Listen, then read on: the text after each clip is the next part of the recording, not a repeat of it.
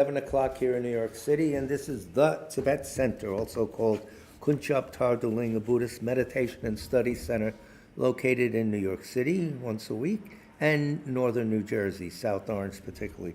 So this is our twice weekly presentation of the Buddha Dharma. And, we'll start with prayer for the spreading of the teachings, etc. All the prayers we say, by the way, are on our website, the tibetcenter.org. If there is anyone who has passed away in the last few days, weeks, whatever, you want to mention their name, put it in the chat box now, because at the end there's like a minute or so delay. You may not get it in. So we'll start with the prayer for the spreading of the teachings throughout the length and breadth of the West, and we'll talk about the program afterwards. By the force of the blessings of the non-fallacious three precious gems and of the truth of our pure selfless wishes, may the precious Buddhist teachings flourish and spread, expanse of all areas throughout the length and breadth of the West. For all the people living there, together with their near ones, who have engaged in the teachings and have faith and respect for them, may all conditions adverse to their practice of the pure Dharma be dispelled, and an excellent collection of favorable conditions increase like the waxing moon. And especially for those who work on methods to accomplish the flourishing and spreading of the victorious one's teachings, which are the source of benefit and happiness. May they never be oppressed by masses of interference and adverse conditions, and may this spontaneously happen just as we have hoped and wished. The Heart Sutra. Thus have I heard once, the blessings royal domain of the Vulture Peak Mountain, together with a big gathering of great monks and great bodhisattvas. At that time, the Blessed One entered the samadhi which examines the dharmas called profound illumination, and at the same time, noble Avalokiteshvara, the bodhisattva, Mahasattva, looking at the profound practice of transcendent knowledge, saw the five skandhas and their natural emptiness. Then, through the inspiration of the Buddha, Venerable Shariputra said to Avalokiteshvara, "How should those noble ones learn who wish to follow the profound practice of transcendent knowledge?" And Avalokiteshvara answered, "Venerable Shariputra, whoever wishes to follow the profound practice of transcendent knowledge should look at it like this, seeing the five skandhas and their natural emptiness. Form is empty. Emptiness itself is form. Emptiness is not separate from form. Form is not separate from emptiness. In the same way, feeling, discriminating awareness, compositional factors, and consciousness are empty. Thus all the dharmas are empty and have no characteristics. They are unborn and unceasing. They are not impure or pure. They neither decrease nor increase. Therefore, since there is emptiness, there is no form, no feeling, no discriminating awareness, no compositional factors, no consciousness, no eye, no ear, no nose, no tongue, no body, no mind, no appearance, no sound, no smell, no taste, no sensation, no objects of mind, no quality of sight, no quality of hearing, no quality of smelling, no quality of tasting, no quality of sensing, no quality of thought, no quality of mind consciousness. There are no nidanas from ignorance to old age and death, nor their wearing out. There is no suffering, no cause of suffering, no ending of suffering, and no path, no wisdom, no attainment, no non-attainment. Therefore, since there is no attainment, the bodhisattvas abide by means of transcendent knowledge, and since there is no obscurity of mind, they have no fear. They transcend falsity and pass beyond the bounds of sorrow. All the Buddhas who dwell in the past, present, and future, by means of transcendent knowledge, fully and clearly awaken to unsurpassed, true, complete enlightenment. Therefore, the mantra of transcendent knowledge, the mantra of deep insight, the unsurpassed mantra, the unequaled mantra, the mantra which calms all suffering should be known as truth, for there is no deception. In transcendent knowledge, the mantras proclaim, Tayata Om Gate Gate Paragate Parasam Gate Bodhisoha. O Shariputra, this is how a bodhisattva, Mahasattva, should learn profound transcendent knowledge. Then the Blessed One arose from that samadhi and praised the Bodhisattva Mahasattva Avalokiteshvara, saying, Good, good, O son of noble family, profound, transcendent knowledge should be practiced just as you have taught, and the Tathagatas will rejoice. When the Blessed One had said this, Shariputra and Avalokiteshvara, that whole gathering in the world with its gods, humans, Asuras, and Gandharvas, their hearts full of joy, praised the words of the Blessed One. So, generating bodhicitta is the title. It's Refuge and Bodhisattva Vow. We say the verses 3 times. With the wish to free all beings, I shall always go for refuge to the Buddha, Dharma, and Sangha until I reach full enlightenment. Inspired by wisdom and compassion, today, in the Buddha's presence, I generate the mind intent on full awakening for the benefit of all sentient beings. As long as space endures, as long as sentient beings remain, until then may I too remain to dispel the miseries of the world. With the wish to free all beings, I shall always go for refuge to the Buddha, Dharma, and Sangha until I reach full enlightenment. Inspired by wisdom and compassion, today in the Buddha's presence, I generate the mind intent on full awakening for the benefit of all sentient beings. As long as space endures, as long as sentient beings remain, until then may I too remain to dispel the miseries of the world. With the wish to free all beings, I shall always go for refuge to the Buddha, Dharma, and Sangha until I reach full enlightenment. Inspired by wisdom and compassion, today in the Buddha's presence, I generate the mind intent on full awakening for the benefit of all sentient beings. As long as space endures, as long as sentient beings remain, until then may I too remain to dispel the miseries of the world. So now, as is custom, we'll say one round of Om Mani Padme Hum, Om Mani Padme Hum, the mantra of Avalokiteshvara, which is the being that personifies great compassion. Om Mani Padme Hum, Om Mani Padme Hum, Om Mani Padme Hum.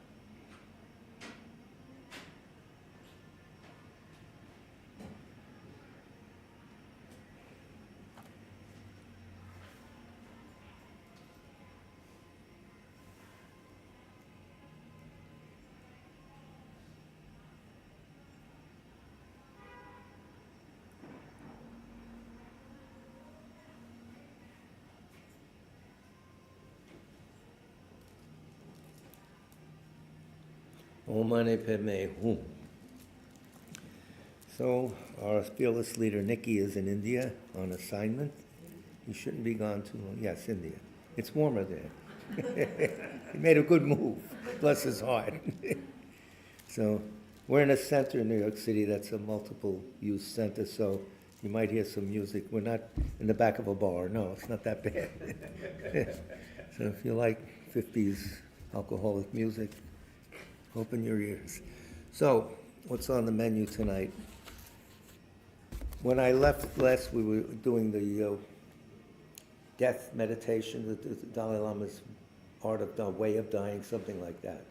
It's 12 chapters. We're up to chapter 4. So I said I would continue that, but we will. But we also have this book that we're featuring now called The Power of Compassion, which is written a few years before the Ethics for the New Millennium, 95, this came out. He's already in the middle of secular ethics, and this is like a good hybrid book. It gives you some serious Buddhism and some secular ethics too. And it'll segue nicely because the second chapter of this little book talks about death and dying. So then we can introduce all the material we had before, so there'll be a continuity, and we'll still maintain the idea of having secular ethics for those who are not Buddhists, not religious, or anything. So that's it. Have to make things complicated. Before that, I wanted, Rob, what's his name? Mark is not here. Rob is here. We say prayers all the time for people who die. We're going to do it tonight. And this is from a book called Journey of the Mind, Preparing for the Bardo in Life, Death, Meditation, Dreaming, Dying, etc., the whole thing. This is a Kagyu-based book, although the Lama is also a hybrid. He's a Geshe Larampa, although he's a Kagyu Lama. He studied both. And so he's Thrangu Rinpoche. He died about a year and a half ago. Wonderful man. His questions and answers are very good. Someone asked, if someone, let's see, no, that one.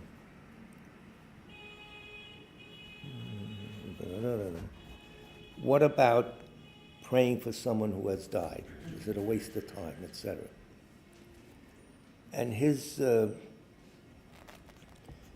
point is, it does work. Because in the bardo, you have a layer of clairvoyance. You die. You go unconscious. Then you wake up in the bardo state. The mind of that bardo being has miraculous powers. Can go wherever it wants to go. Can go through walls. Can see people that it was familiar with and has a desire sometimes to look for them. So you're not wasting your time, especially if you had a connection with that person. So there'll be a lot of this as we go forward, I'll do the actual thing. The question is, if we learn of a friend who has died, is it possible to recite prayers of instructions after their death without being in their actual presence? So you hear that your friend in California died. Oh my God. So does that work? Is it just making you feel better? And he says, yes, this would definitely be a big help for the person. Because when someone has died and regained consciousness in the bardo, you do go out, but then you regain consciousness in the bardo. Their consciousness has the miraculous ability of traveling automatically wherever they want to go. Usually the person's consciousness tends to return to those persons they were most attached to. If you are the friend of someone who has died, they are likely to visit you at some point. So have nice things available, No. Now, if you recite, for example, the Bardo Toro, that's the Tibetan Book of the Dead. They're big on that. We don't do that here. We just do whatever prayers. But that doesn't matter. It's the same point. If you recite the prayers after their death, you have the good intention, of course, of benefiting that person with your recitation. They will be able to directly experience the quality of your intention. Their minds are clairvoyant. We have a natural clairvoyance, which we suppress. But when you die, that's gone, the gross mind, and now a more subtle mind comes up that has that quality. It doesn't last, unless you're a yogi. So they will be able to directly experience the quality of your intention and therefore will feel good about it and listen to you, and what you recite may help them a great deal. There's a footnote to that. And he says, in the beginning of the bardo, an English speaker can understand the recordings in English. Later on, the person has clairvoyance, greater clairvoyance, so that they can benefit from it being read in Tibetan, even if they don't understand Tibetan. So, are we wasting our time? We say, no, we're not. And whatever else we're doing, we're creating a connection for that person in the future. We said prayers when they died. We have some connection. We will meet them, etc. So there'll be more of this because when we go into the dying section of our little program, it's always around the holidays. It's good to talk about death. So anyway, feel free to comment, complain, whatever. Do you know how this corresponds to when Wiki says that praying helps you, but it doesn't help the other person. Well, he's saying it does. I know, that's why He's saying it if you have a connection with them. Of course it helps you, Yeah, But they're saying yes. yeah, Well, how does it help? How does he know?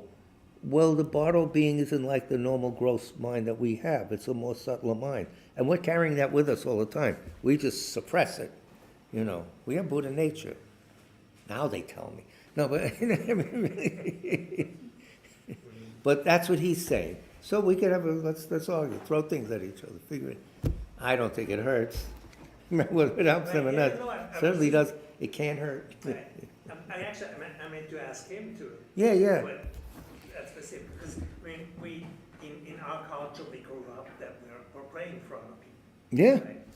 The Christian church. Yeah, well, they sell mass cards, Yeah, they make the. I know a joke about that, but we won't do it. But, it's how, and then, at least that's how I understood it when Kenzo Rinpoche talks about it, that it's, praying benefits us, but not. Certainly does. That's without question, because it's a good motivation. Now, if it gets the other part, first of all, you have to have, I think, some sort of connection with them or strong wish or whatever. I don't know. The fact that we hear about them means there's something connected. Why does so-and-so come to class and say, let's pray for, Eddie Tung when he died? Some people didn't know Eddie Tung with me, but they heard and we did. So I would never say this on my own. That's why I rely on the book. I go to court with evidence, And this guy is pretty good. He's very respected. Dalai Lama, I don't know if he gave him the degree, but he made him the Karmapa's main teacher, the new Karmapa. So he's very well read. He writes very well. He works very hard. Never ignore the questions in his. So anyway, we're hearing more from him. We heard from him before. Yeah, that's a tough one. Yeah, I used to think, well, maybe not. But then I was told, my wife died, for instance, you got to do 600,000 manis for, So they wouldn't tell you to do that if you didn't. But I had a connection with them in 50 years and all this. So I don't know. So people Interesting. Some people from outside we don't know them personally, right? Yeah. But because we know that incident, that means we have a connection. We say, Well, Nikki, yeah. connection. So we don't have to say, do we have to think about them or call out the maybe, wow, to them that this is for you. Well, if they're in the Bardo, not if they've been born already, some gross mind again. The Bardo, they pick these things up, I would think. I have to have more evidence before I come into the courtroom again. But, and Nikki would say, well, they've all been our mothers. He would say something like that, which is true, supposedly. On that level, you have connection. And does it help you? Yeah, of course, it does. So, tough, interesting. The main point, though, is that in the dying process, there's no need to be afraid. It happens all the time. We already did many billions of times. We're here again. So there's an opportunity to view the more subtle minds that we normally can't see because we're too busy with all this. We don't have time to do the long meditation. So let the subtle mind, or the, what do they call it, the substratum of the mind come up. When the key to the clairvoyance and all that is one point in meditation, shamatha, and then you gain clairvoyance, and you gain pliancy rather, and through that pliancy you have all these miraculous powers depending on the degree of experience you have. So there's a reason there, So the jury convict or find them not guilty. The choice. What? We adjourn it We for future. for future. Yeah. It's a hung jury. Pending further investigation. We'll put it that way. Yeah. Resolved pending further investigation. And the ultimate investigation is when we die. Okay. Well, they were wrong. No, it makes sense, but we'll be understanding this through different channels. All from the book, nothing from my ignorant mind. So, he starts off, we'll do the first thing, contentment, joy, and living well. He said, concerned people have asked me to talk about certain subjects and about the best way to deal with the different situations of life. I will try to explain these things in such a way that ordinary people can see how to utilize their own potential in order to face unpleasant situations such as death and also mental frustrations such as anger and hatred. We need this. Oh, good. Somebody's listening. So, since I'm a Buddhist, then I have to speak from a Buddhist point of view, but I feel no one has the right to impose his or her beliefs on another person. Right away he opens up. You know, here's the beginning of secular ethics. He's taking off the Buddhist hat and talking, you know, like he would in the supermarket to us, face to face. So the decision's up to you. If you like these, you could follow them. You don't, discard. He always says that all the time. The basic fact is that all sentient beings, particularly human beings, want happiness and do not want pain and suffering. On those grounds, we have every right to be happy and to use different methods or means to overcome suffering and to achieve happier lives. So we have the right to be happy. That's another thing. Don't feel guilty about it. Sometimes people do. You know, I feel like I'm indulging. For God's sakes, be happy, you know. This guy, by the way, was giving advice on retreat, and he said he was talking to the people, some of them were up in Wappinger Falls, where Denise went. Remember Denise from years ago? Yeah, she's a big nun there. Did 2 3-year retreats. Anyway, they do 3-year retreats there. And he said, well, I'm sure you've had a lot of talks from all the lamas, and they all told you the same thing. Make use of this situation. Don't let your mind run away. Don't do it. He said, I'm going to tell you something else. You still have a human body. You have to pace yourself accordingly. Sometimes it's better to just be content with what you can do at the time. Don't push it. As soon as I heard that, I made him king. That's it. No, but he's right. We have a human body. We don't have a celestial body that could just concentrate and all that. So don't push it, because you push it, you're only going to get frustrated, and deep psychological problems occur in among these beings who push themselves too much. Know this.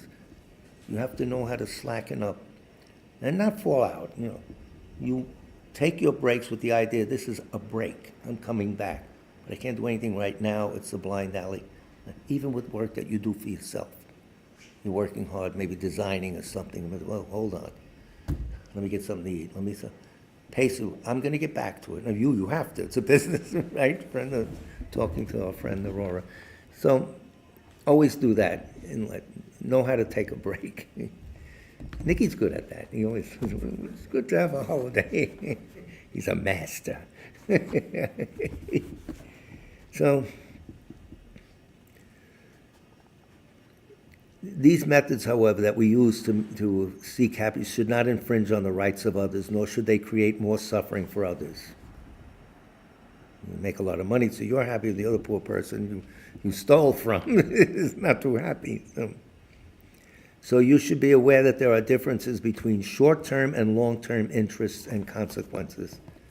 And of course, as John Spell used to say, future lives are longer, they're more important. The things you do for future lives carry more weight. So when you have a choice, that's where you go, you know, if you have the choice, you know.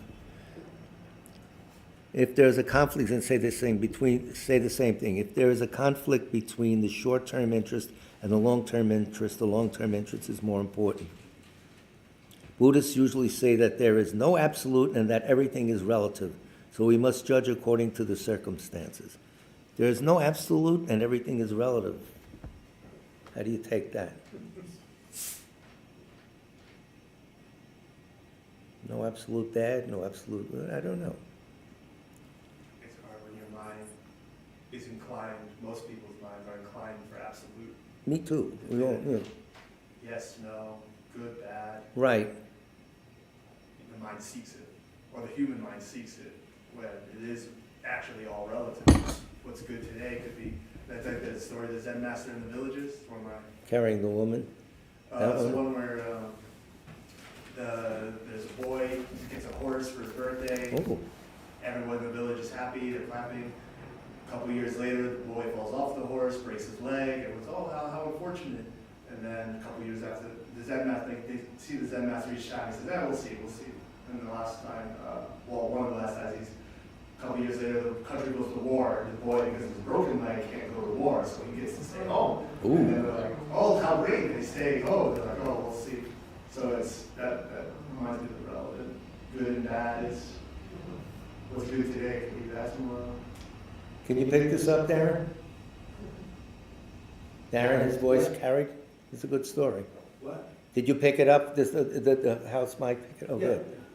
We're worried about what goes out on the It's the internet. same in Chinese too. Our same. What is it in, say it in Chinese. Our same, yeah, you know, same thing. Same story. Yeah. It might have been a Chinese Zen master. Similar, similar. Zen went to China before Korea and then Japan. He's good who can remember that, some of those other simple lessons to like take Yeah. some of that oomph out of everyday certainties. Yeah, very good. That's good. Then we picked it up. You know any other stories like that? Feel free. No, because these are things easy to understand. You remember them, and then you don't do anything about it. But you should. But this is a good way for us to like relieve the attachment. Yeah, But sometimes Yeah. like go back and then move like that. yeah. And everything is temporary, whether we like it or not. Ooh. This book, I don't know if it's available anymore. I tried to find it online. You know, this is one of these books that you want, it's $1,000 or something like that. So I don't know. But we'll see about where we can get it. There may be a PDF because the FPMT people are putting everything on PDF now. So you don't have to have $1 million to get books. Let me move over here so I can see Bing. I just want to know the name. I'm going to search and see if that's the name. This, it's called The Power of Compassion. It's a nice size. You can carry it with you, and then forget about it. But so our experiences and feelings are mainly related to our bodies and our minds. Okay. And he doesn't ignore the body, by the way, which is good. We know from our daily experience that mental happiness is beneficial. For instance, though two people may face the same kind of tragedy, one person may face it more easily than the other due to his or her mental attitude. He said, I believe that the idea that all human problems can be solved by machines or by matter is wrong. That's the current zeitgeist or whatever it is. That's everything. AI is going to solve everything. Everything's going to be taken care of. You can digitize. You could do this. Maybe. What's it going to do for your moods, etc.? When you're not settled inside.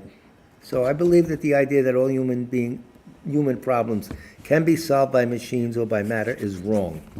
Of course, material facilities are extremely useful. At the same time, it is quite natural that all our problems cannot be solved by material facilities alone. In a material society, there is just as much mental unrest and frustration, if not more. He points, the difference between poor society. This shows that we are human beings after all. We are not the product of machines, and our bodies are different from purely mechanical things. Therefore, we must think seriously about our own inner abilities and deeper values. Agree, disagree? What's the vote? Everyone agrees. I believe that if someone really wants a happy life, then it is very important to pursue both internal and external means.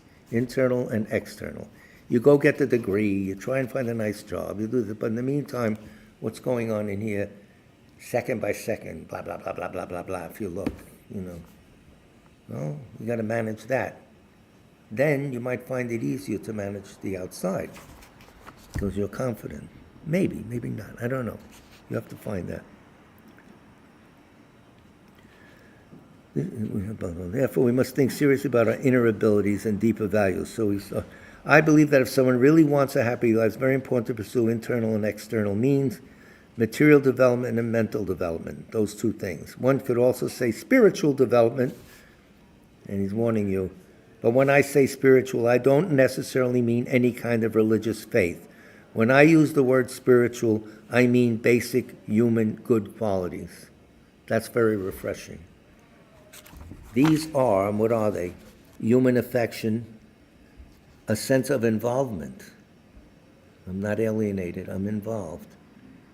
Honesty, discipline, and human intelligence properly guided by good motivation. That's Confucian almost, right? What does Confucian say about qualities? Something like that. I'll do them again. Human affection, harmony maybe, sense of involvement, honesty, discipline, and human intelligence, properly guided by good motivation. We have all these things from birth. They do not come to us later in our lives. Religious faith, however, comes later. So he's telling you that the religion is an overlay over our basic good nature. That's what we are.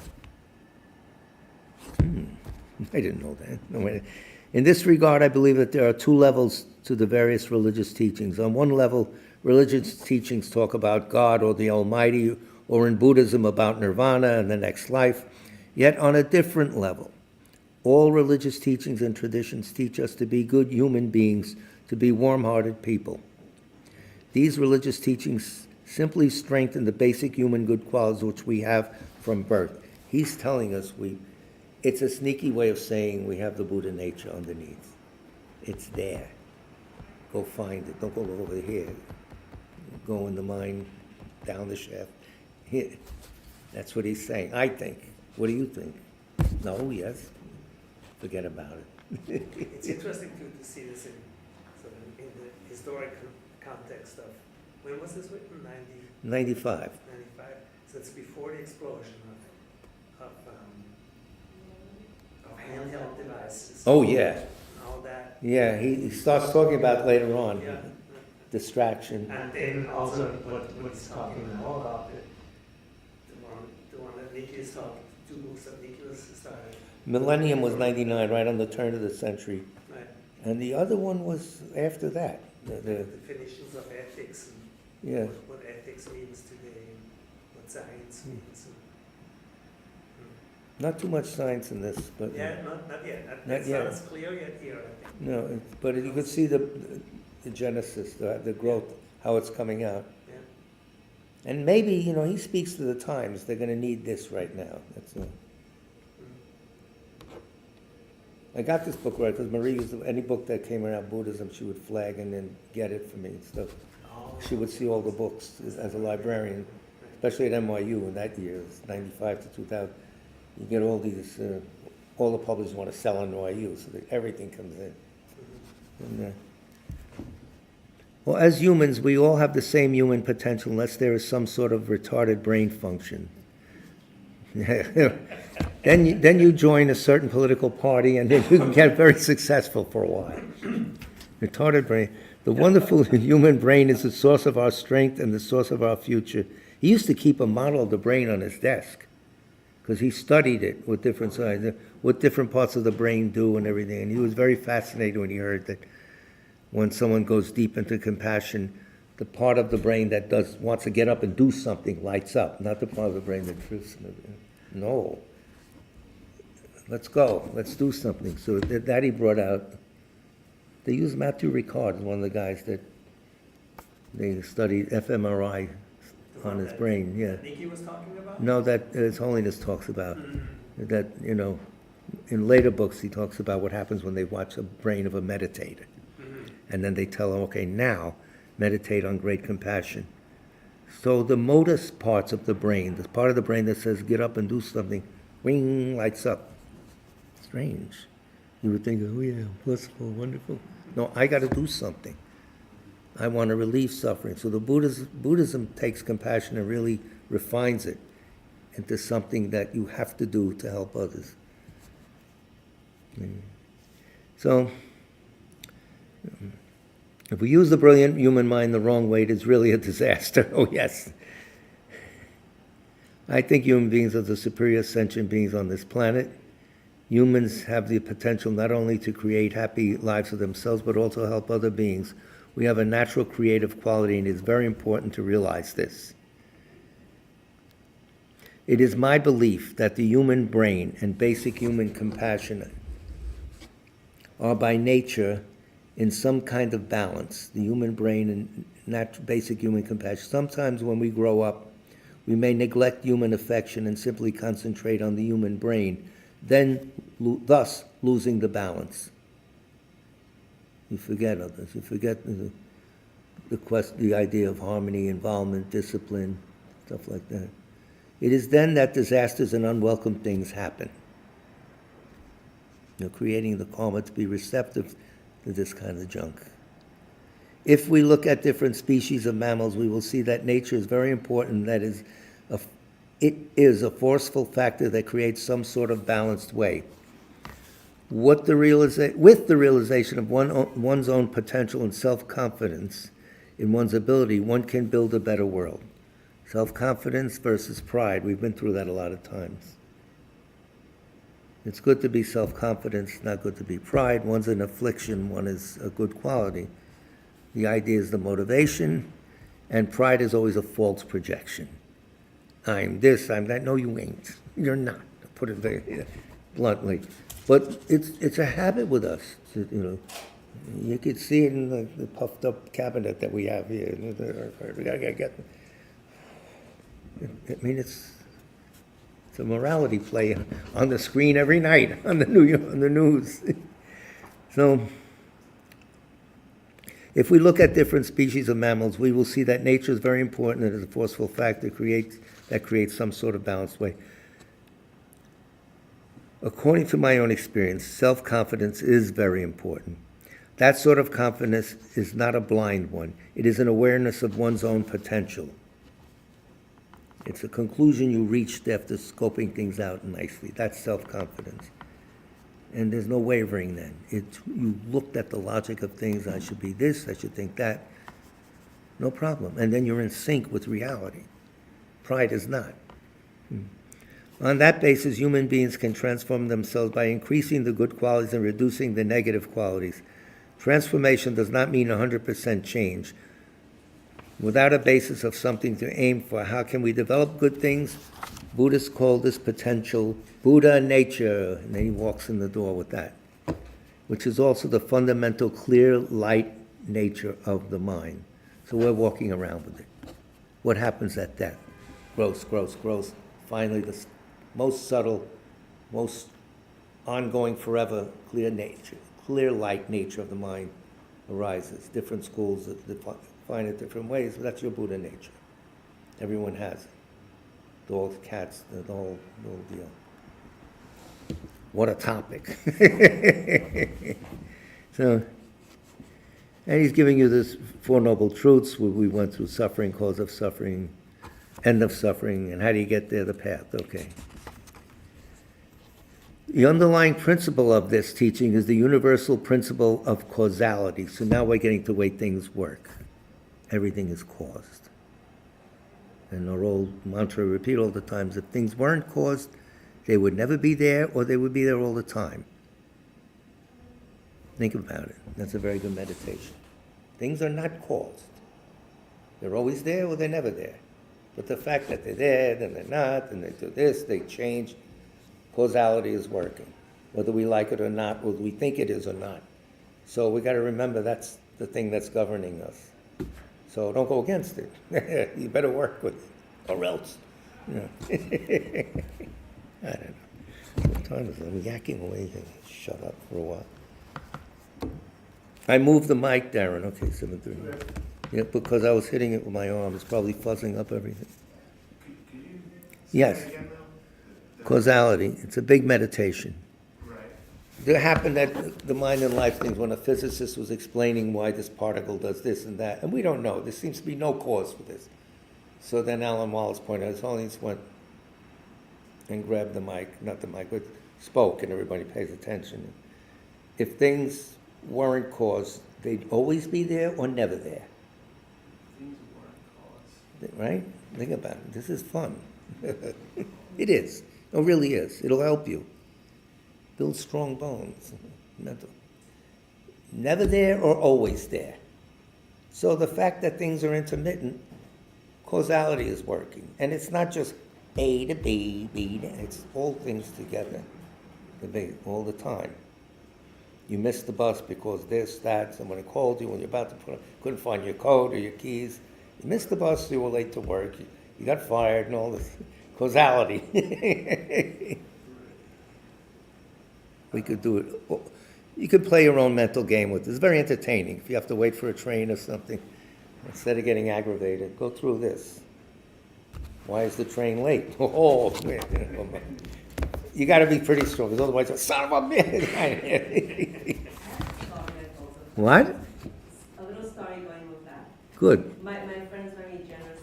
She's always like willing to give, you know, she's saying that she's always willing to give her spot to somebody else. Well, good. You have a number? So she said she never has any problem of finding like a parking lot anywhere. Really? When This is she Mother goes to Teresa. a city, like let's say a street or whatever, she said, I know I'll get my spot anywhere. Wow.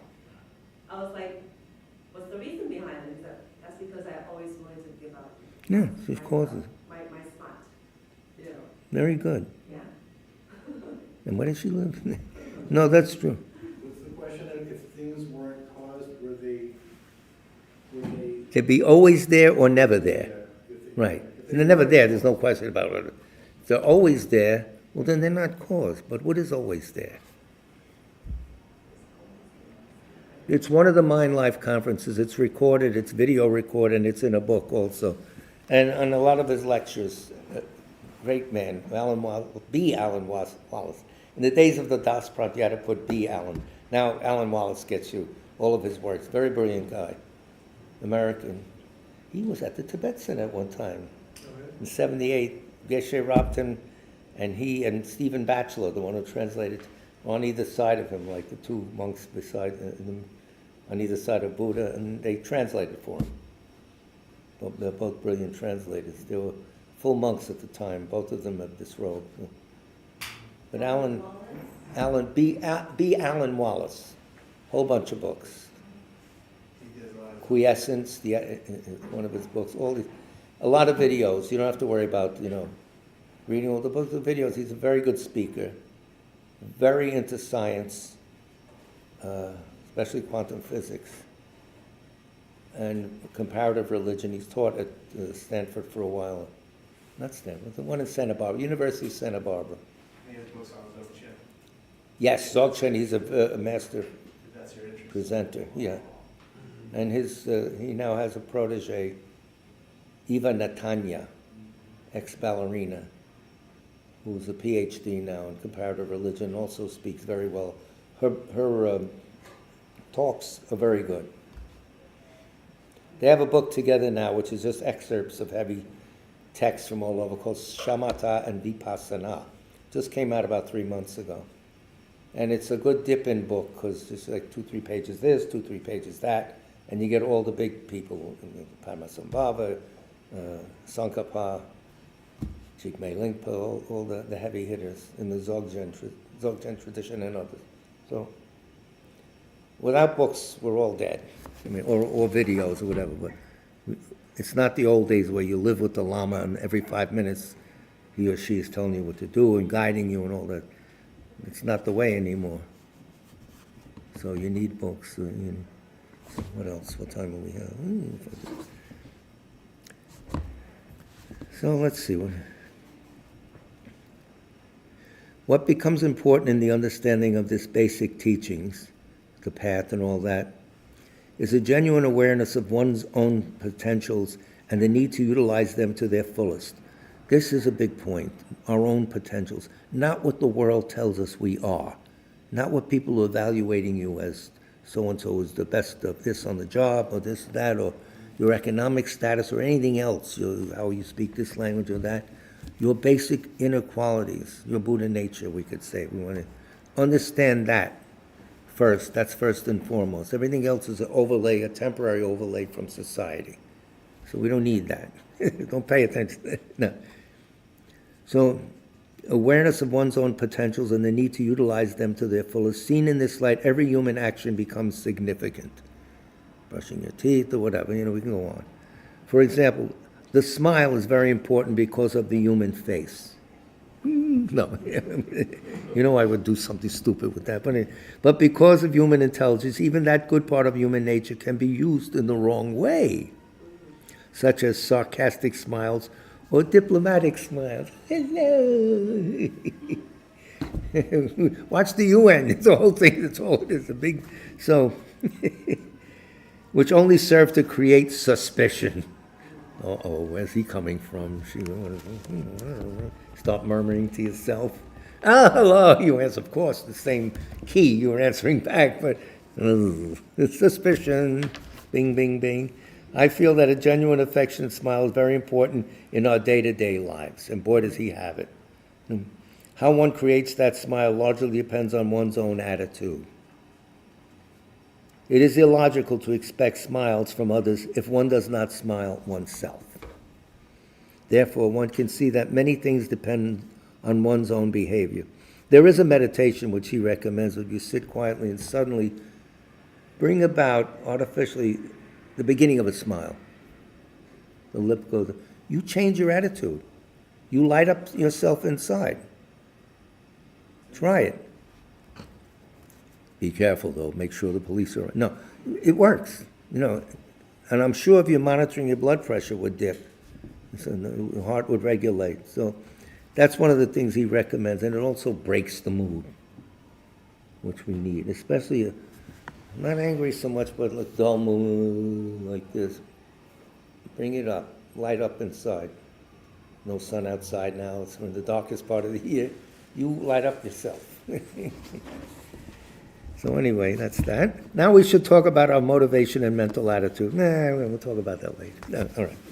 As I mentioned earlier, the facility which can provide positive things also has the potential for negative things. The important thing is to use human intelligence and judgment, and to be mindful of the benefits of long-term and short-term happiness. Up to a certain point, the body itself is a good indicator, since we're all concerned every 10 seconds with our body. For instance, if some sort of food causes you discomfort one day, then later you will not want to consume that type of food. Young's mugwort tea? No, that's pretty good. We like that.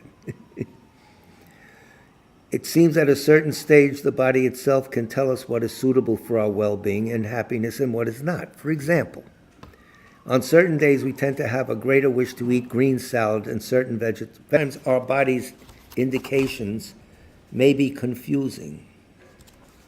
In these instances, it is the responsibility of human intelligence to judge what is best. Sometimes your intelligence may oppose your immediate desire because it knows the long-term consequences. Get your hands off that chocolate now. It happens. Sometimes you need it, Espresso.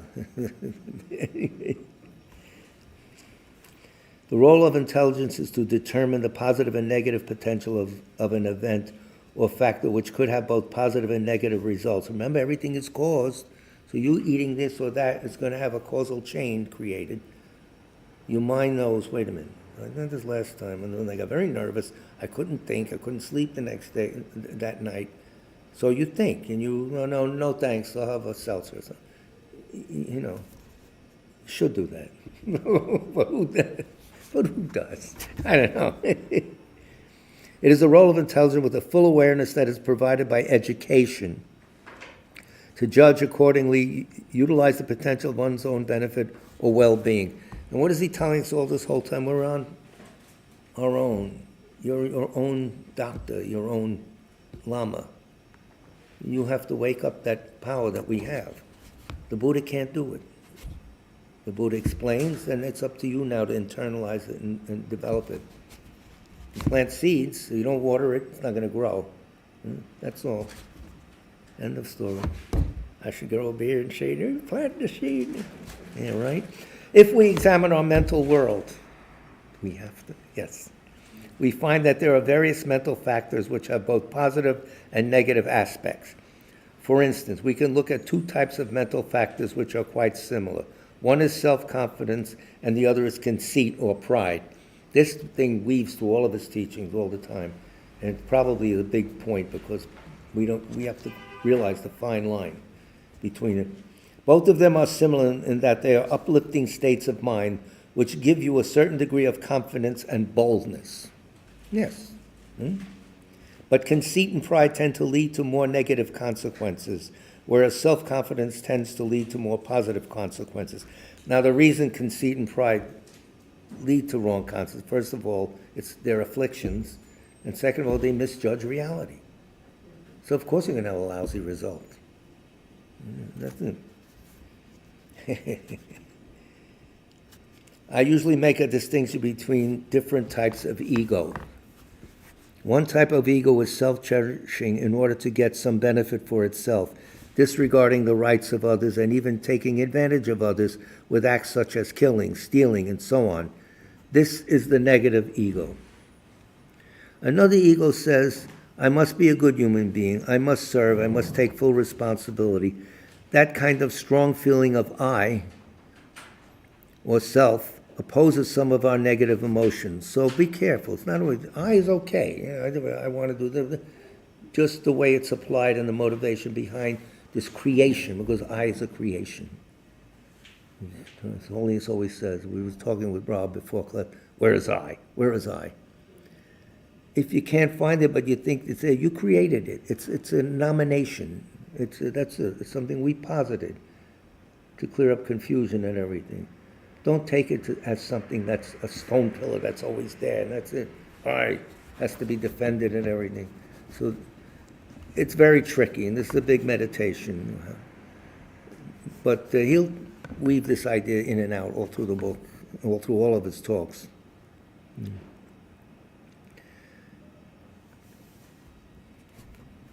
guess So- it also depends on your level, like in terms of practicing, like let's say, in the beginning, I think we have to be encouraged to know that there is an I in order to learn, right?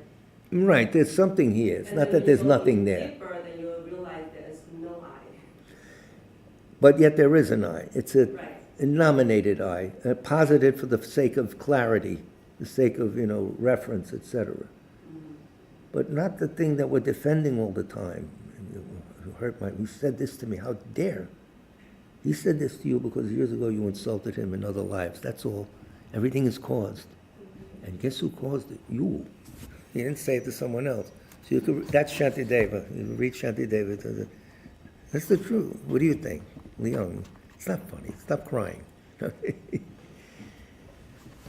What time is it? Yeah. Oh, yeah. Okay, we got 7 minutes. You have names, right, Darren? Yes. Oh, the Jane names. Okay, good.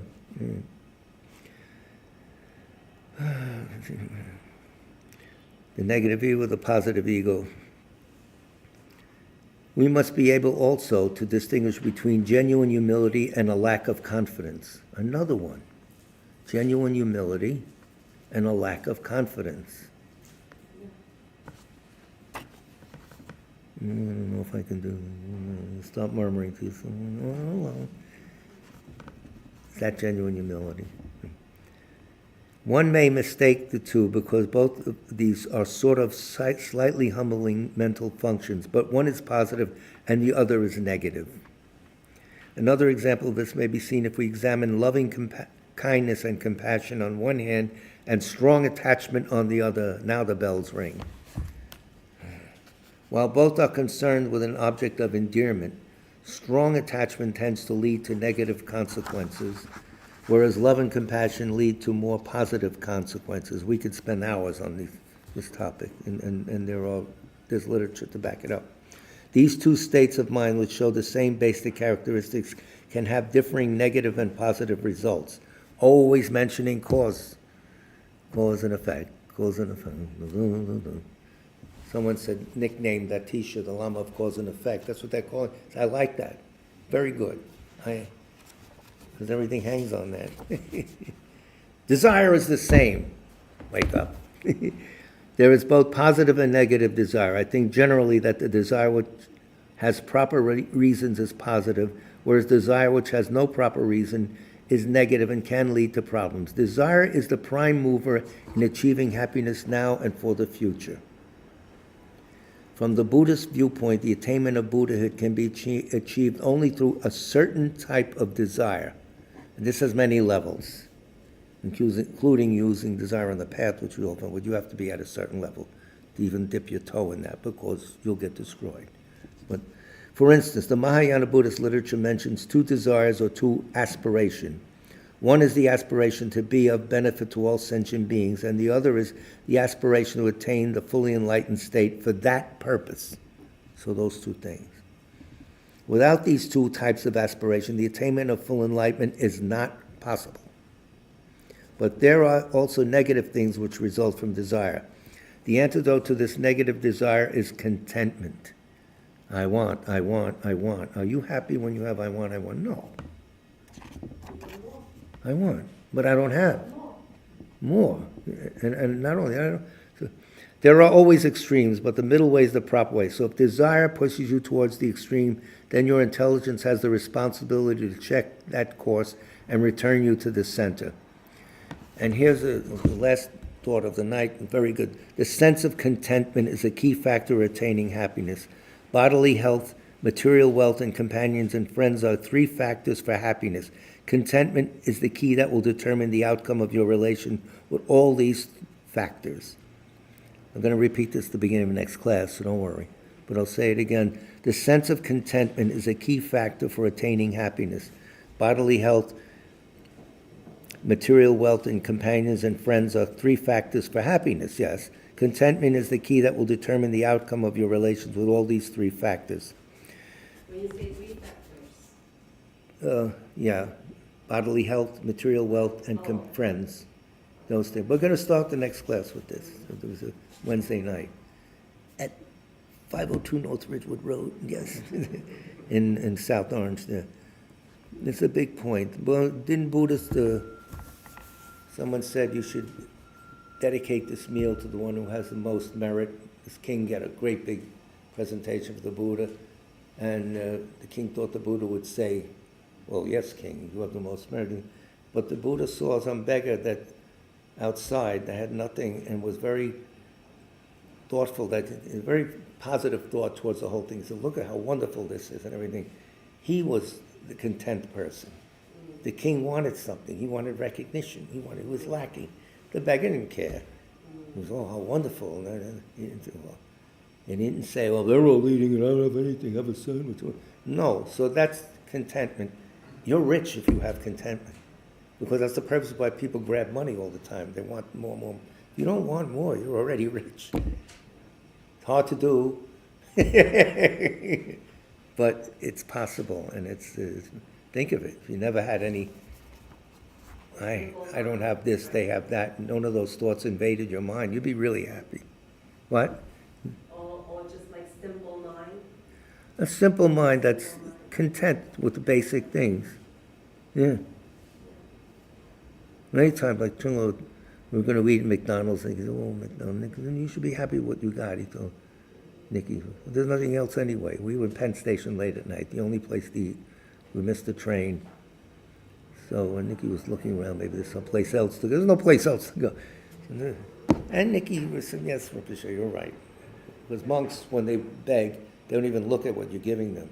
That's it. They're very happy. And the traditions where they go begging, the Thai tradition, the Cambodians, His Holiness went on those walks. He went begging with all those monks early in the morning with a bowl and the same looking down, like this, like that, and then ate that food, whatever was given. You know, is it macrobiotic? Is it organic? No, you're going to eat it. That's the different thing. Anyway, all right, so we'll end there, and we'll begin there. And we have names, ladies and gentlemen. Frank Gehry I want to mention, because Frank Gehry is a great architect. So, Stephen Ishvara, Futral, Rayan Gumsitrun, John Noble Wilford, Frank Gehry, Gomogeshe Temple of Drepung Loseling. Wow. Remember to like and subscribe to our YouTube, Blue Sky, and X. Who is this? Us? Oh, good.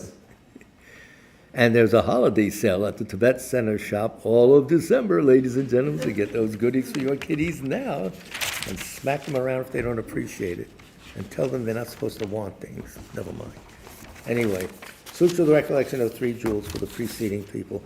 I prostrate to the Omniscient One, the Buddha, Bhagavat, Tathagata, Arahat, Samyak Sambuddha, the learned and virtuous one, the Sugata, the knower of the world, the charioteer and tamer of beings, the unsurpassable one, the teacher of devas and humans is the Buddha Bhagavat.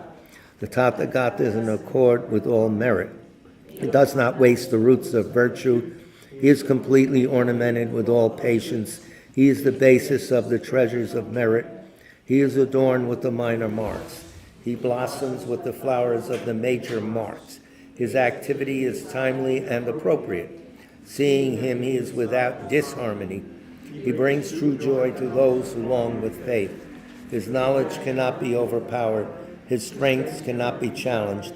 He is the teacher of all sentient beings. He is the father of bodhisattvas. He is the king of noble ones. He is the guide of those who journey to the city of nirvana. He possesses immeasurable wisdom. He possesses inconceivable confidence. His speech is completely pure. His melody is pleasing. One never has enough of seeing him. His form is incomparable. He's not stained by the realm of desire. He's not stained by the realm of form. He is not affected by the formless realm. He is completely liberated from suffering. He is completely and utterly liberated from his talents. He is not possessed with doubts. His ayatanas are controlled. He has completely cut the knots. He is completely liberated from extreme torment. He is liberated from craving. He has crossed over the river. He is perfected in all the wisdoms. He abides in the wisdom of the Buddha Bhagavats who arise in the past, present, and future. He does not abide in nirvana. He abides in the ultimate perfection. He dwells on the Bhumi where he sees all sentient beings. All these are the perfect virtues of the greatness of the Buddha Bhagavat. The holy Dharma is good at the beginning, good in the middle, and good at the end. Its meaning is excellent. Its words are excellent. It is uncorrupted. It is completely perfect and completely pure. It completely purifies. The Bhagavat teaches the Dharma well. It brings complete vision. It is free from sickness. It is always timely. It directs one further. Seeing it fulfills one's purpose. It brings discriminating insight with the wise. The Dharma which is taught by the Bhagavat is revealed properly to the Vinaya. It is renunciation. It causes the soul to arrive at perfect enlightenment. It is without contradiction. It is pithy. It is trustworthy, and puts an end to the journey. As for the Sangha of the great Gana, they enter completely, they enter insightfully, they enter straightforwardly, they enter harmoniously. They are worthy of veneration with joint palms. They are worthy of receiving prostration. They are revealed with glorious merit. They are completely capable of receiving all gifts. They are an object of generosity. They are a great object of complete generosity. The protector who possesses great kindness, the omniscient teacher, the basis of oceans of merit and virtue, I prostrate to the top out. Pure at the cause of freedom from passion, virtuous and liberating from our lower realms. This is one the supreme ultimate truth. I prostrate to the Dharma which is peace. Having been liberated, they show the path to liberation. They are fully dedicated to the disciplines. They are a holy field of merit and possess virtue. I prostrate to the Sangha. I prostrate to the Buddha, the leader. I prostrate to the Dharma, the protector. I prostrate to the Sangha, the community. I prostrate respectfully in all hours to be free. The Buddha's virtues are inconceivable. The Dharma's virtues are inconceivable. The Sangha's virtues are inconceivable. Having faith in these inconceivables, therefore the wishes are inconceivable. May faith be born into completely pure life. Cause and effect at the end. This is, right there. The fruitions are inconceivable. All right. 8 verses for training the mind. With the determination to accomplish the highest welfare of all sentient beings, who surpass even the most granting jewel, I will learn to hold them supremely dear. Whenever I associate with others, I will learn to think of myself as the lowest amongst all, and respectfully hold others to be supreme from the very depths of my heart. In all actions I will learn to search into my mind, and as soon as a disturbing emotion arises, endangering myself and others, I will firmly face and avert. I will learn to cherish the nature his needs and sufferings, as if I had found a precious treasure difficult to find. When others thou jealously treat me badly, when the views my hand so long, I will learn to take all loss and offer victory to them. When one who I benefit with great hope unreasonably hurts me very badly, I will learn to view that person as an excellent spiritual guide. In short, I will learn to offer to everyone without exception all help and happiness directly and indirectly, and respectfully take upon myself all harm and suffering of my mothers. I will learn to keep all these practices undefiled by the stains of the 8 worldly concerns, and by understanding all phenomena as like illusions, be released from the bondage of attachment. Prayer for the swift return of Rato Chungla Rinpoche, written by His Holiness. Exalted wisdom of all victors gathered in Ra. So refuge manifested along the one wearing saffron rose. Ulu Zang Tu Zhuang Doja Chang. Please bear witness here today that our prayers may be fulfilled. We beseech the great torch of doctrine, accomplishing from long ago the vast waves of aspiration progress. Lord of speech of the victor of Losang's teachings, spreading them to the ends of the earth by means of explanation and practice. Thou holy and commitment, I will invite all beings to be my guests and unsurpassed great awakening. Yet you have withdrawn the activities of the form body that serve to the welfare of others. Is that worthy of the supreme among beings, the Bodhisattvas? Though impossible for you till cyclic existence's end, to abandon your commitment to liberate all beings, we beseech the new son of Nanakai to swiftly return from the realm of Dharmakaya, brought forth by Bodhicitta drawn by 7 steeds.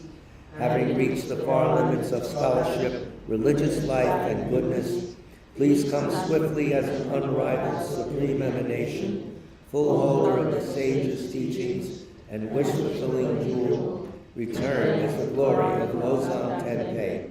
Magnificent truth of the 3 precious jewels, Mahakala, Karmayama, and Sri Mata Devi, and the ocean of Dharma protectors, may you spontaneously fulfill our wish, the swift blossoming of the reincarnation's fresh moonlight face. So thank you very much for your patience.